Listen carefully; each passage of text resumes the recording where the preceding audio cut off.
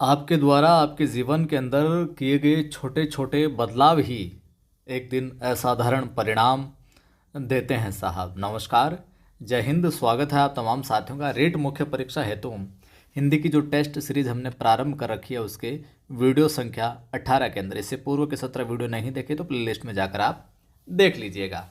पारिभाषिक शब्दावली भी जोड़ी गई है इस बार, तो वहाँ से भी कुछ सवाल हम देखते हैं। प्रोबेशन शब्द का हिंदी समकक्ष है। अंग्रेजी के उच्चारण में त्रुटि हो सकती है, अंग्रेजी के थोड़े कम जानकार हैं। प्रोबेशन शब्द का हिंदी समकक्ष है और प्रोबेशन नौकरी लगने के बाद में आपको समझ में भी आएगा इस शब्द का जो अर्थ। परीक्षा है, प्रक्रिया है, परिवीक्षा है या फिर कार्यवाही है। प्रोबेशन शब्द का हिंदी समकक्ष होगा। बताओ देखिए क्या होगा। अगर ये मीनिंग स्पेलिंग कहीं देखिए तो उत्तर से पर्दा हटाते हैं। ये लीजिए साहब, क्या हो जाएगा? परिवीक्षा। प्रोबेशन यानी परिवीक्षा। अगला सवाल देखिए। सवाल है, संचालन या फिर लेन देन के लिए कौन सा शब्द उपयुक्त है? संचालन या लेन देन के लिए कौन सा शब्द आएगा साहब? ट्रांजैक्शन, टोल टैक्स, रेगुलेशन या फिर रिज्यूम? बताइए क्या उत्तर हो जाएगा? तो यहाँ पर अपना विकल्प हो जाएगा साथियों ए, ट्रांजैक्शन। संचालन या लेन देन, ट्रांजैक्शन। अगला सवाल है, लाइसेंस का समानार्थक हिंदी शब्द है। देखिए परीक्षा के अंदर अगर पारिभाषिक शब्दावली का कोई सवाल आया तो दैनिक जीवन में आपके काम आने वाले ऐसे चीज़ें, ऐसे शब्द जो आप उपयोग में लेते हो वो पारिभाषिक शब्दावली में शामिल है, वही शब्द आपकी परीक्षा में आएगा। तो लाइसेंस का समानार्थक हिंदी शब्द होगा अनुज्ञप्ति, प्रपत्र, आदेश या अध्यादेश। बताइए लाइसेंस का क्या हो जाएगा? तो बंधुओं यहाँ पर अपना उत्तर हो जाएगा, ये लीजिए 1 नंबर। क्या हो जाएगा? 1 नंबर यहाँ पर उत्तर है जो हो जाएगा। अगला सवाल है 4 नंबर अपना, गजट के लिए सही पारिभाषिक शब्द है। गजटेड ऑफिसर तो आपने सुना ही होगा, तो आप उत्तर इसका दे सकते हो उस हिसाब से। तो गजटेड अलग होता है, गजट अलग होता है। राज्यादेश, राजपत्र, राज्य आय या राजाज्ञा? तो यहाँ पर उत्तर हो जाएगा बंधुओं क्या? गजट माने राजपत्र। गजट माने राजपत्र। गजटेड यानी राजपत्रित। गजटेड जो होता है ना पदाधिकारी, तो राजपत्रित हो जाएगा वो। ठीक है जी। 5वां सवाल हम देखें तो है कि किस मुहावरे का अर्थ संदेह होगा? संदेह होना। किस मुहावरे का अर्थ क्या है? संदेह होना। मुंह उतरना, पोल खोलना, माथा ठनकना या बछिया का ताऊ? संदेह होना किस मुहावरे का अर्थ है? तो यहाँ उत्तर हो जाएगा क्या? 5 के अंदर अपना उत्तर हो जाएगा बंधुओं माथा ठनकना। माथा ठनक रहा मतलब कुछ तो गड़बड़ है मामला, तो संदेह होना हो जाएगा साहब। 6 नंबर सवाल है आपके लिए, चांद पर थूकना। चांद पर थूकना मुहावरे का अर्थ है दोषी को निर्दोष कहना, निर्दोष पर दोष लगाना, आकाश पर थूकना या बहुत ईर्ष्या करना? बताओ। चांद पर थूकना मुहावरे का अर्थ क्या होगा? तो यहाँ पर उत्तर हो जाएगा साथियों 2 नंबर। निर्दोष के ऊपर दोष लगाना, चांद पर थूकना का मामला है जो फिट बैठेगा यहाँ पर। वीडियो को लाइक कर दीजिए, नहीं किया तो शेयर भी कर दे सभी दोस्तों के साथ ताकि वो भी मदद ले सके। और पहली बार जो देख रहे हैं सब्सक्राइब कर घंटे वाले निशान पर क्लिक कर लेना। 7वां सवाल है, मैंने मेरा काम कर लिया। मैंने मेरा काम कर लिया वाक्य का शुद्ध रूप क्या है? मैं अपना काम कर लिया, मैंने अपना काम कर लिया, मैंने उनका काम कर लिया, मैंने सबका काम कर लिया? तो मैंने मेरा काम कर लिया इस वाक्य का शुद्ध रूप क्या होगा जी? बताइए। तो क्या हो जाएगा? तो बंधुओं यहाँ पर हो जाएगा अपना 2 नंबर कि मैंने अपना काम कर लिया। ये यहाँ पर शुद्ध रूप हो जाएगा इसका। 8वां अपना सवाल आसान सवाल है। आ का उच्चारण स्थान क्या है? या आ का उच्चारण स्थान क्या है? दंते, कंठ, तालु या ओष्ठ? इस सवाल का उत्तर आप कमेंट करके बताना। आसान है बिल्कुल। आ का उच्चारण स्थान क्या होगा? दंत, कंठ, तालु, ओष्ठ। 9वां सवाल है, औम में स्वर है, औम में या ओम में ओ स्वर है, इस प्रकार से भी आता है। दीर्घ है, प्लुत है, लघु है या कोई नहीं। तो यहाँ पर कौन सा स्वर किस माफ करें, किस कैटेगरी में आएगा, किस श्रेणी में जाएगा? ये जाएगा साथियों 2, प्लुत स्वर। ये क्या कहलाता है? प्लुत स्वर है जो कहलाता है। 10 नंबर अपना सवाल है कि किस वाक्य में भाववाच्य नहीं है? किस वाक्य में भाववाच्य नहीं है? मुझसे सुबह जल्दी नहीं उठा जाता, वह प्रतिदिन स्कूल नहीं जाता है, छोटे बच्चों से सीढ़ियाँ नहीं चढ़ी जाती, कमजोरी के कारण लड़के से है जो चला नहीं जाता। तो बताइए क्या हो जाएगा यहाँ पर? तो यहाँ पर जो उत्तर होगा, तो भाववाच्य कहाँ नजर नहीं आ रहा आपको? 2 नंबर में, वह प्रतिदिन स्कूल नहीं जाता है, वह प्रतिदिन स्कूल नहीं जाता है, यहाँ पर यह विकल्प है जो ठीक हो जाएगा। 11वां सवाल, मगरमच्छ का स्त्रीलिंग है, मगरमच्छ का स्त्रीलिंग क्या होगा? मगरमच्छी, मगरमच्छा, मादा मगरमच्छ या कोई नहीं। तो इस सवाल से तो आप सभी वाकिफ होंगे ही होंगे। तो यहाँ पर हो जाएगा मादा मगरमच्छ।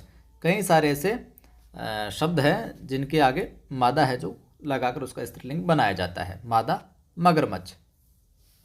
12 नंबर अपना सवाल है, नेता का स्त्रीलिंग होगा। नेता का स्त्रीलिंग क्या होगा? ये बहुत अच्छा सवाल है, कई बार पूछा गया और आगे भी पूछा जा सकता है। नेत्री, नेताइन, नेतानी या फिर नेताणी। बताओ कमेंट करके, नेता का स्त्रीलिंग होगा। तो नेता का स्त्रीलिंग क्या हो जाएगा साथियों? यहाँ पर देखिए, उत्तर से पर्दा हटाते हैं, ये लो 1 नंबर। नेता का होता है नेत्री, नेता का क्या हो जाएगा आपके? नेत्री हो जाएगा। 13 नंबर सवाल है, विशेषण शब्द से रहित वाक्य कौन सा है? जहाँ पर विशेषण नहीं है वो वाक्य बताना है आपको। मैं पिछले वर्ष गांव गया था, सभा में कम लोग आए थे, दुकान से कुछ फल खरीद लाओ, थोड़ा खाओ खूब चबाओ। तो क्या हो जाएगा उत्तर यहाँ पर? तो विशेषण शब्द से रहित वाक्य हो जाएगा साथियों अपना, ये लीजिए, थोड़ा खाओ खूब चबाओ, यहाँ पर क्रिया विशेषण हो जाएगा। अगला सवाल अपना, किस समूह में, किस ग्रुप में सभी सर्वनाम प्रश्नवाचक है? सभी सर्वनाम प्रश्नवाचक है। कौन, क्या, किसने, जो, कोई, वह, जिनका, जो, किनका, और जिन्होंने, उन पर, उसको। तो कौन से विकल्प में सभी प्रश्नवाचक देखने को मिलते हैं आपके? तो अपना जो विकल्प नंबर 1 है, कौन, क्या, किसने, 1 नंबर विकल्प में सारे के सारे प्रश्नवाचक देख लीजिए, ये पर्दा हटाते ही उत्तर आ गया आपके सामने। 15वां सवाल है, किस क्रम में प्रश्नवाचक सर्वनाम नहीं है? नहीं है या है, इस प्रकार के सवालों पर विशेष तौर से परीक्षा में ध्यान में रखें। किस क्रम में प्रश्नवाचक सर्वनाम नहीं है? कौन, कैसे, तुम, क्या? इस सवाल का उत्तर आप कमेंट करके बता देना, किस क्रम में प्रश्नवाचक सर्वनाम नहीं है। ठीक है। 16 नंबर सवाल है, निम्न में से या निम्न में तत्सम शब्द कौन सा है? निम्न में तत्सम शब्द कौन सा है? शतरंज, पक्षी, बहू या रोटी? कौन सा तत्सम हो जाएगा बताओ देखें। उत्तर हो जाएगा 2 नंबर। कौन सा तत्सम हो जाएगा? पक्षी जो है यहाँ पर तत्सम हो जाएगा। और इसका तद्भव क्या होगा वो आप कमेंट करके बताना। निम्नलिखित में कौन से शब्द विकारी नहीं होते? कौन से शब्द विकारी नहीं होते? यानी 3 तो विकारी होंगे, 1 नहीं होगा। तो क्रिया, क्रिया विशेषण, विशेषण या सर्वनाम, कौन से शब्द विकारी है जो नहीं होते हैं? तो क्या उत्तर हो जाएगा? उत्तर हो जाएगा साथियों यहाँ पर 2 नंबर। क्या हो जाएगा? 2 नंबर। क्रिया विशेषण जो है ये विकारी है जो नहीं होते। अगला सवाल 18 नंबर, निम्न में व्यंजन संधि का उदाहरण है। किस विकल्प के अंदर व्यंजन संधि वाला उदाहरण है? रामावतार में, प्रोज्वल में, उज्ज्वल में, निरोग में? तो यहाँ पर क्या हो जाएगा उत्तर? ये लीजिए, उज्ज्वल जो है ये व्यंजन संधि का उदाहरण है। और इसकी संधि क्या होगी वो आप कमेंट करके बताना। 19वां सवाल है शिक्षण विधियों से संबंधित। ये सवाल पहले आया हुआ भी है। भाषा सीखने का अर्थ उस भाषा की रिक्त स्थान सीखना भी है, क्योंकि भाषा किसी भी रिक्त स्थान का अभिन्न हिस्सा होती है। संस्कृति, दोनों में संस्कृति आएगा या नियमबद्धता व्याकरण आएगा, बारीकी व्याकरण या ऐतिहासिकता इतिहास, दोनों विकल्प में क्या आएगा? तो साथियों यहाँ पर दोनों विकल्प में माना गया था अपने क्या, 1 नंबर संस्कृति कि भाषा सीखने का अर्थ उस भाषा की संस्कृति सीखना भी है, क्योंकि भाषा किसी भी संस्कृति का क्या अभिन्न हिस्सा होती है। तो दोनों जगह यहाँ पर क्या आएगा, संस्कृति आएगा साहब, दोनों जगह क्या आएगा, संस्कृति आ जाएगा। अगला सवाल है कक्षा 8 के बच्चों के लिए साहित्य का चयन करते समय आपके लिए क्या जानना सर्वाधिक जरूरी है।